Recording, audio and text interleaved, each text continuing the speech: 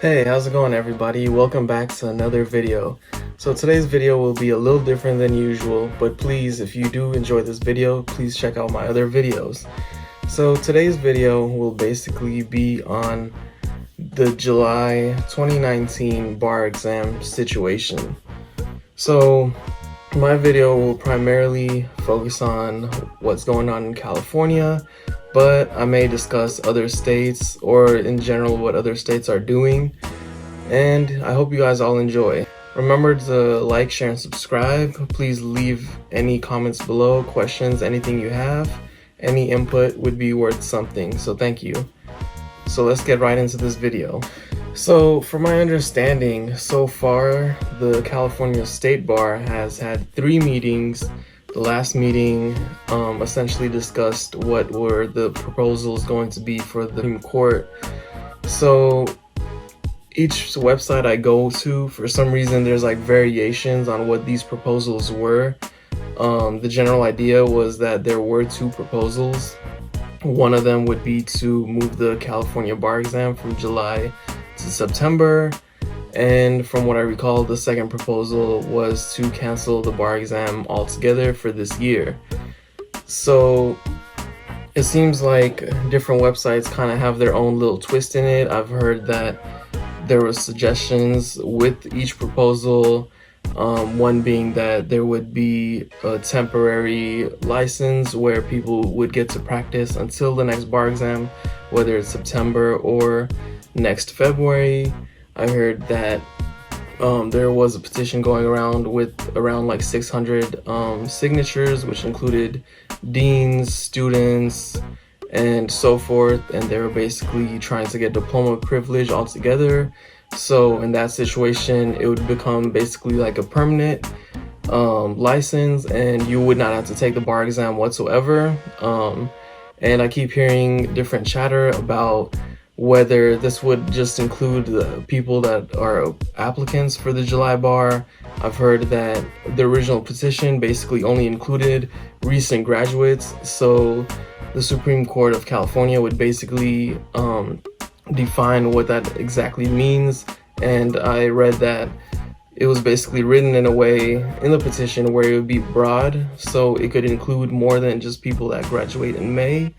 So it was intentionally done, and I guess the Supreme Court of California would maybe make it a bit narrower to see who would actually be these recent graduates. I also heard that there was a revision in this petition, and it was actually going to explicitly include the people that failed the February bar exam in addition to the recent graduates. So I heard that. So I've heard a bunch of stuff. I'm sure all of you have, and if you haven't, then obviously this video is kind of like putting everything together. I will try to put links in the description to basically all these different articles I read. I've been keeping track of it, so I've read like a handful of articles. Basically every article that's been on this topic in terms of California and what they're gonna do, I have already read it at this point.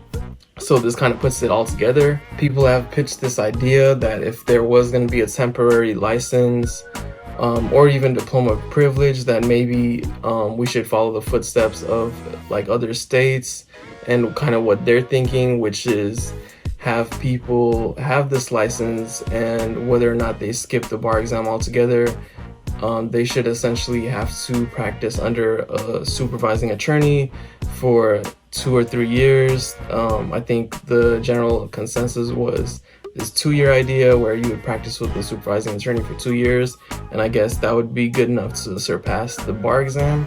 I heard there was law school deans, I believe at UCLA and UC Berkeley, and they were pushing this idea for at least a temporary license that would allow students to be able to practice, or graduates I should say, be able to practice at least until the next bar exam. So basically I want to get into like the actual arguments that I read and kind of like my take on it.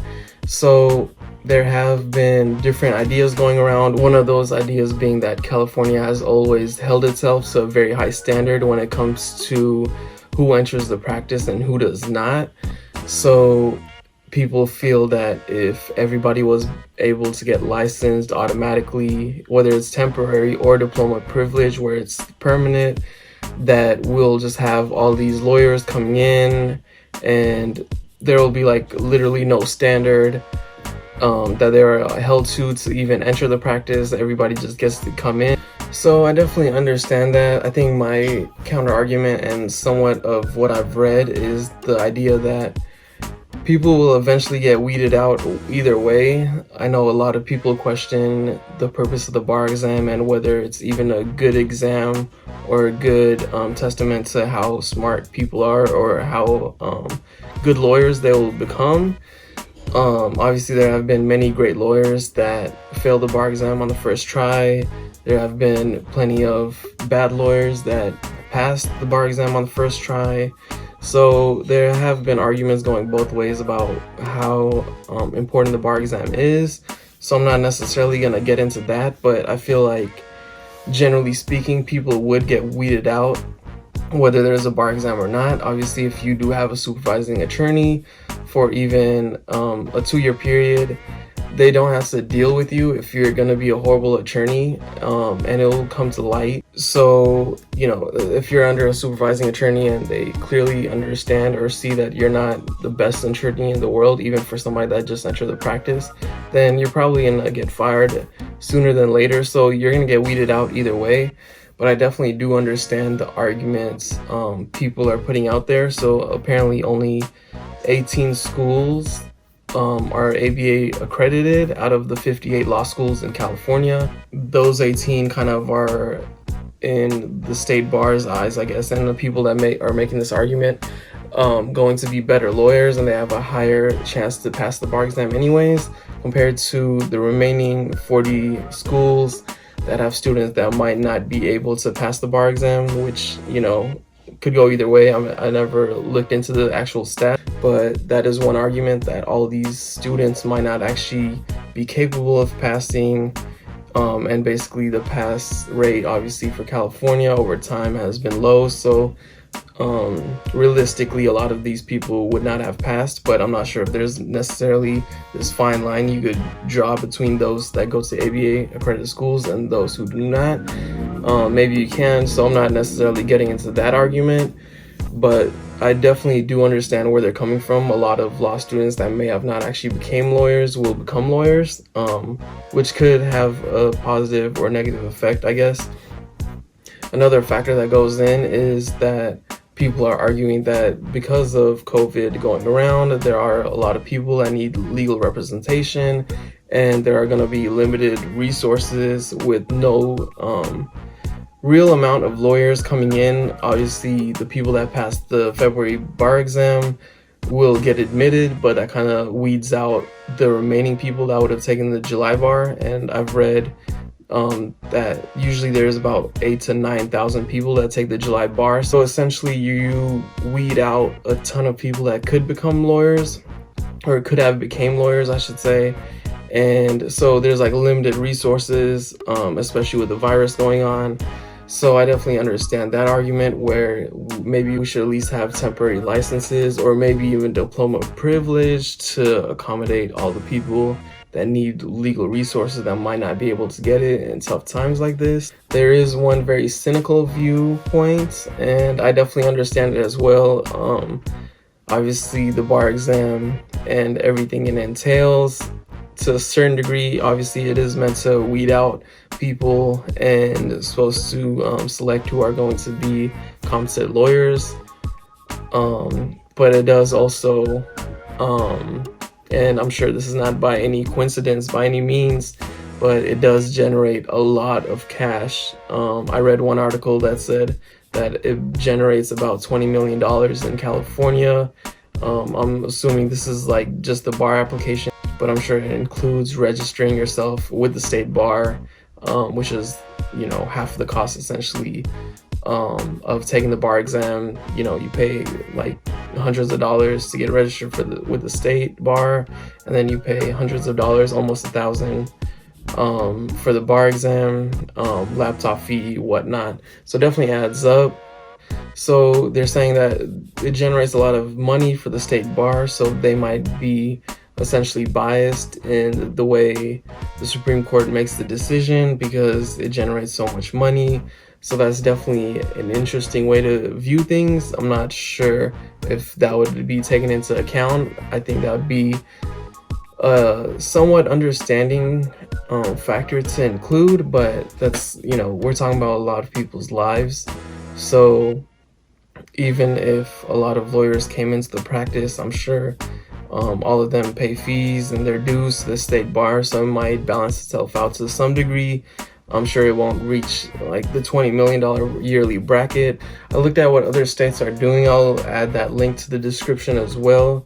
But it seems like a lot of states are either keeping their July bar for the time being and waiting until time persists before deciding what to do exactly. There are other states that have already moved it to September, like New York.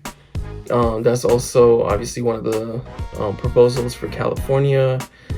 There are states that, like I believe it was Utah, that is letting schools with a bar pass rate of I think 85% become automatic lawyers with diploma privilege. So there's all types of ideas going out there. It's kind of interesting to see. Another point to make that I should have mentioned is that the California Supreme Court had a hearing yesterday about the July bar exam yesterday. There has not been any new news about what's going on. By the time this video goes up, maybe there might be news. I'm shooting this on April 23rd, so the meeting I'm referring to was on April 22nd.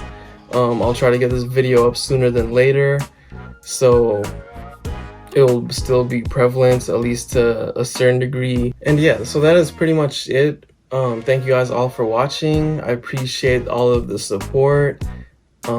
Please leave any comments or questions below. One thing I wanted to mention is that I am doing a giveaway. I know in previous videos I actually said that if you comment on any video, I will be choosing a winner with the random comment generator for YouTube.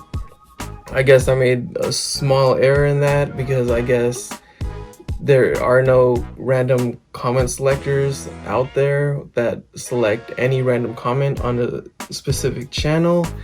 So the issue became that I was asking people to leave comments to enter the giveaway on any video, and to choose a random comment I had to select a specific video. So I thought it would be unfair if I chose a video and then had a comment selector choose one of the comments in the video. So to be fair to everybody, this will be the giveaway video where a comment will be selected for the giveaway drawing.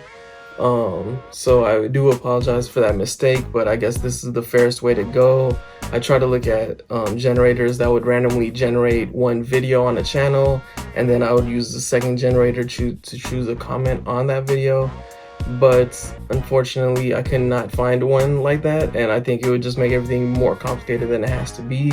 So this is going to be the video. You need to subscribe and leave a comment below. Any questions you have, anything, you literally could even comment giveaway, and that'll be good enough to enter the giveaway. I will basically give this maybe a week's time or so to let comments generate. I'm not sure how many comments it will even generate anyways, but a random comment selector will draw the winner for the giveaway. There'll actually be two winners. The first one will get a $100 gift card to any store they want. The second winner will get a $50 gift card to any store they want. And good luck to everybody. Thank you guys again for watching.